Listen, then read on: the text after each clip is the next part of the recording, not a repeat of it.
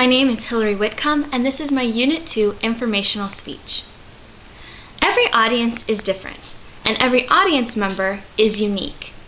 Because there are so many differences between audiences, a speaker must carefully analyze his audience before giving a speech.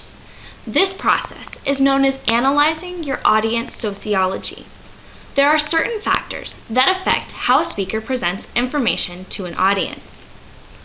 There are 6 major factors a speaker should take into consideration: age, gender, affectional orientation, educational and intellectual levels, religion and religiousness, and cultural factors. In order to use these factors for the most benefit, speakers need to analyze their audience as they prepare their speech. First is age. Old and young people have different views on life. The difference between the older generation and the younger generation is sometimes a large one. Older audiences may not be interested in the same topics as a younger audience. For example, an older audience may be interested in how to save money when purchasing games for children, while a younger audience might be more interested in where to find the best new games. When choosing your topic, decide if the age of your audience will affect how they listen to your speech. Next is gender. Men and women view some things differently due to gender roles. And though many people would like to have equality in gender roles, there is still a basic difference between men and women for the most part. Just as an audience's age may change the direction of a topic, gender also plays a part.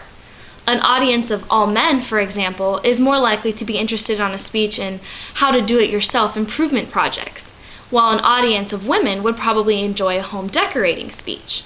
A mixed audience would be harder to please and would be taken into careful consideration. Next is affectional orientation, which is a term preferred to the term sexual orientation. Affectional orientation refers to the relationship preferences of audience members. This consideration correlates somewhat to the cultural factors. Some audiences may take offense at certain topics due to their affectional orientation, and the sociology of orientation is an important one when planning a speech. Most audiences will not be entirely heterosexual, and this may be a large consideration. Next is the educational and intellectual levels. Though most times they go hand in hand, educated people are not always intellectuals. An educated person may not be an intellectual, and an intellectual may not be well educated. When choosing a topic and how to present it, one must take into consideration the educational levels of one's audience. For example, you would not present the same speech to a class of high school students that you would present to a group of law school graduates. Fifth is religion and religiousness. Certain topics are controversial in nature when placed before a certain religious group, and certain religious statements or beliefs may need to be considered. Depending on your purpose with your speech, you might need to avoid bringing up these topics.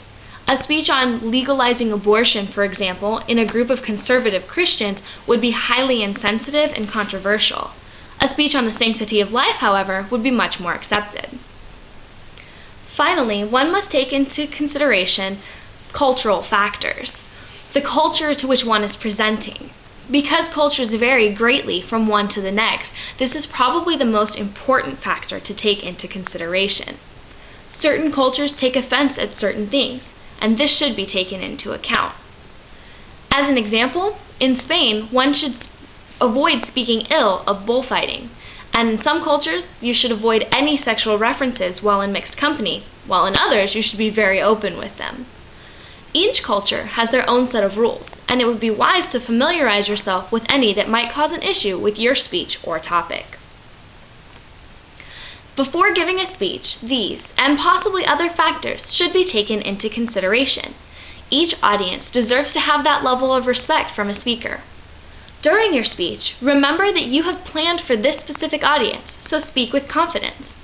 By doing your research beforehand, you will know that you have made your speech the best fit possible for your specific audience. Good luck!